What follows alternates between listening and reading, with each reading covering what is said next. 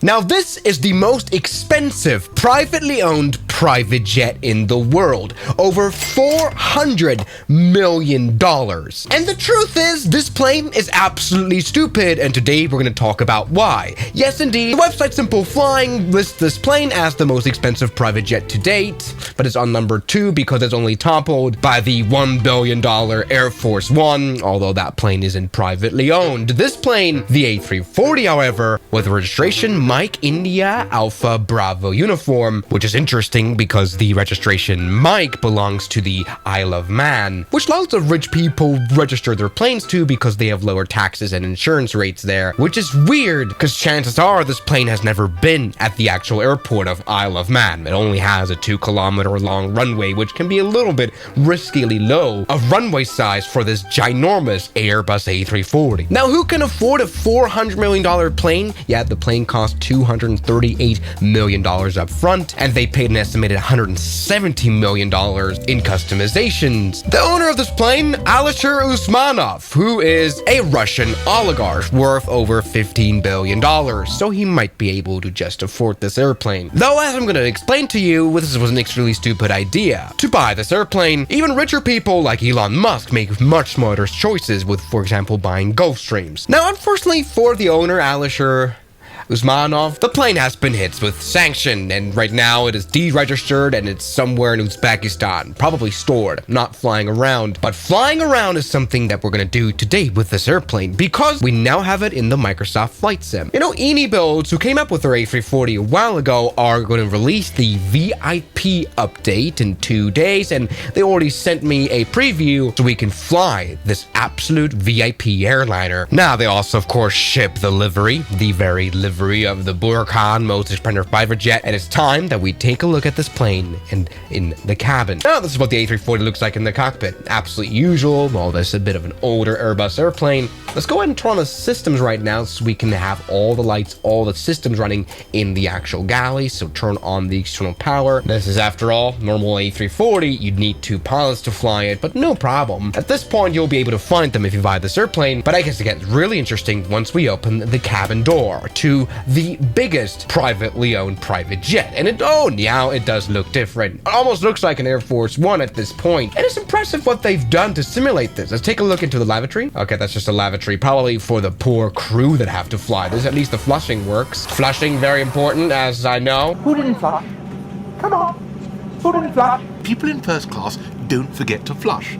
They're very diligent flushers. Let's go ahead and close the lavatory. This is like normal people lavatory. Let's see what's up in the first door. Obviously, this is more of an apartment, really, making this cabin look almost like not wide at all. But now let's go and open this door. Let's see what's inside here. Aha, this is the crew bunk bed. We can open and close the curtain. Great.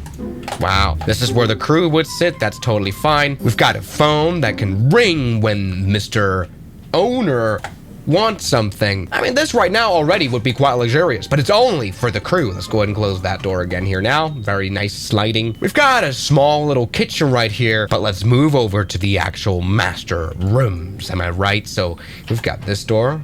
Oh, it's actually interesting. This is a swinging door, something I've never really seen before in any other cabin designs. And here to the left, I guess we'll find the actual, yes, master suite, where we can see lights. Look at this space. Look at the fruit salad. Here you will write down your rich things and watch rich television. Yeah, this is definitely a place to stay. I wish there was like a gaming PC here though. Like, what's the point of this? Let's quickly get inside into the, I think, master bedroom right here. And yeah, this is a flying hotel, of course. It's a $400 million airplane. Here we've got a mirror, but, you know, we're a vampire, so we can't see anything. And geez, there's even another door. I don't even know what goes into there. Oh, wow. Oh, yeah, look at this. This is what I call a lavatory. 2 sinks right here. Of course, a full-on shower with even a rain shower right here, which is absolutely insane. We've got a toilet that not only flushes, but it can automatically adjust. I don't know what the point of that is. And that's actually a bidet, of course, as well. Everyone could probably live in this. This is nicer than what most people live in, but this is a flying thing. Let's get this closed. I don't even know, like, what else is in there? This is the A340. It's a huge airliner. Let's go ahead and nicely close all the doors and move over to the next cabin compartment. I have no idea what's in there. This is like absolutely just wasted space. What in the world is this? All right, so another corridor. Let's go and open this right here. Aha, this is the actual kitchen. This is definitely the biggest galley that I've ever seen, and it's all probably custom made. I mean, even the kitchen alone would have probably cost a few $1,000,000. I would like to find out what's in, what like does, how is this different? I mean, we've got a microwave, but I guess this could be some good airline food. Sadly, we can't taste that in the flight sim. Now, what is here? So, like another cabin? Oh, wow, look at this. This is the bro area, the chill area. We have a fold-out table. How many bros do you need? This is so funny because they had so much space that I don't even like. This is not properly designed. What in the world is this middle space there? Like, sure, I guess this cabin is nicely insulated, but you can't probably talk. Oh, look at this. This is a TV as well. Slides out. But yeah, why didn't you make like a big tape? But what's the point of this anyway? What is this? Oh, look at this. Oh, it's another bathroom. That's not a lavatory. It's a bathroom with a full-on rain shower. Why do you need 2 showers on a plane? Oh, wow, look at this, what they've done. They've also added in water, which is nice, I guess. And actually, we can open this. Oh, hold on. Look, we can enter the shower and even turn it on. Yes, look at this. We've got a working shower. I actually did not realize that. Yeah, they tried to kind of reflect this airplane's stupidity by making things work that are actually kind of useless. That's kind of cool that we have a running water system for no reason at all. I don't know who uses this. Anyway, look at this. We can slide out to the next cabin section, which is another chilling room. See, this is the point. This airplane is just too big. Why do you need 2 chilling rooms?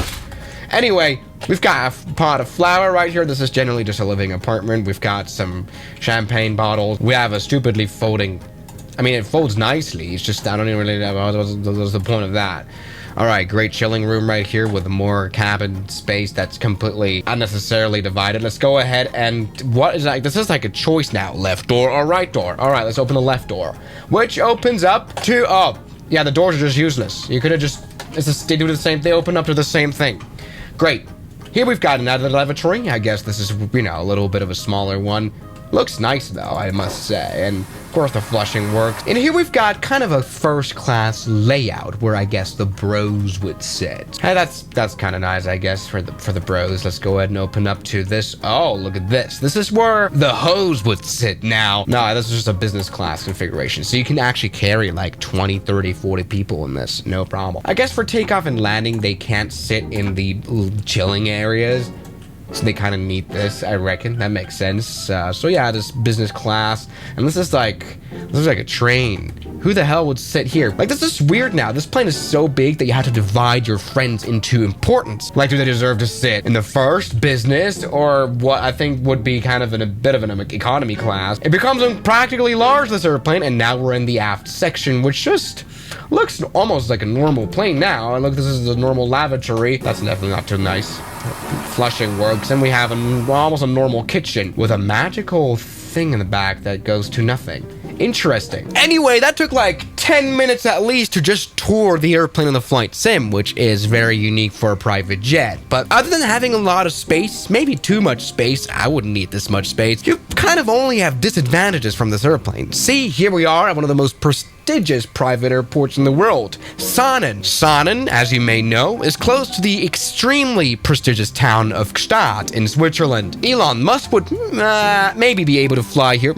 Some private jets are that have similar range to the A340, but the A340 just can't fly here. You can only fly this plane to international airports because this is an Airbus A340. Furthermore, all these things, the shower, the gold, all this makes the A340 VIP quite a lot heavier than the normal A340 on empty weight. So let's see, maybe we can take off here in the Alps. I mean, once again, in a global 6,000 even, you might be able to take off here and land here. In fact, no problem. Even the bigger 7,500 landed here in real life. This A340, just too big though. We might not make it. Let's go full power. No one would do this. No pilot in their right mind. When doing takeoff performance calculations, your iPad's just gonna say, no, don't do this. Do not be stupid. Let's go full power. Hey, look at this. We're at 120 knots. We're at 7% of fuel, which is probably the only way we will ever get off the ground properly. We have been able to do this, but this has been a bit suicidal, and now we can fly for maybe like 2 hours. Hey, we made it despite, I mean, this plane should be saying this, but it doesn't, so I'm gonna have to do it myself. Anyway, while flying, you'll see further flaws about this plane. See, there's a few things that private jets are nice at. They fly faster than normal airliners, and they fly higher than normal airliners. Because they're small, and they have small cabins, so the ceiling is higher. But this plane definitely won't reach over 50,000 feet at all. While the Global 6000 can cruise at a nice 51,000 feet. Which is great, because you'll have less turbulence up there, you'll have less other passenger planes up there, and air is thinner, so you can fly at a nice Mach 0.85. The A340 in its heart is still just a normal passenger airliner with another cabin, so you don't have the benefits of higher speed. You know, the A340 VIP cruises at maybe a Mach 0.82. Whereas, for example, the 7500 Global from Bombardier can cruise at Mach 0.94, significantly higher speed, while also offering less comfort. The great thing about these small private jets is that their cabin pressurization systems can work so well. Very small cabin, and so the actual cabin altitude inside of the plane is a lot lower than the high cabin altitude in an airliner like this. Whereas the A340 maintains a cabin altitude of 7,000 to 8,000 feet in the cabin, the Bombardier's Global 7500 can maintain 2,900 feet. And that makes a big difference for passenger comfort. The reason why you always feel like shit and dehydrated after flying a long route on an airliner is because of the bad cabin pressurization system. See, these are just many of the things that the smaller private jets, the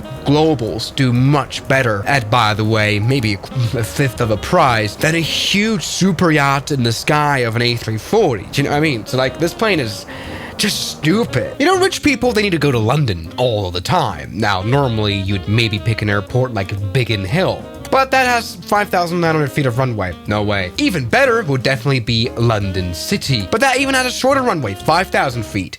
No problem for Elon Musk, but no, you, with an actual super yacht in the sky, will have to fly into Heathrow. Or if that's too busy, you just fly into Stansted with Ryanair. Is this plane really worth having to fly into London Luton, sir? Whereas all the other ones with the decently sized airplanes can just go into London City Airport private jet Centra. This is definitely not gonna work. Now, the only good thing about the A340 VIP is that it can fly for like 8 to 8,500 nautical miles, up to 15,000 kilometers. So you can literally fly halfway across the world with this plane. But like planes like the 7500 Global can fly 7,700 nautical miles. Like, it's kind of the same. There's ultra long-range jets that are far better suited for the job than this A340, which is, by the way, now old as well. All the many things that come together. Can we talk about the carbon footprint of operating 4 CFM56 engines right here? I wonder if we can even stop properly here at London City. Let's go ahead and try to come in for a landing. This airplane would definitely not be able to handle it at all. In real life, you'd definitely cook the brakes, but let's see. We might be able to do it. All right, there we go. Let's do a smooth landing. We don't have to cook the landing gear here. All right, all well. Let's go ahead and stop now. Reverse thrust activate. Yes, reversers in the full. And this plane can stop. It's just that it really does use the brakes. But you're rich, you can just replace them. But this is the stupidest private jet in the world, ladies and gentlemen. So I thank you guys so much for watching this video. A video filled with consumer advice. And I'll see you guys tomorrow as always. Good night. The special thanks goes out to my members, my supporters. Guns Killer, R27, James Duram, That Dude, Anime Gods of Gaming, Derek, Insider Plane, Nishijitsu Finder, Professional Jamal, Ryland Williams, and New the York. You've got beautiful names.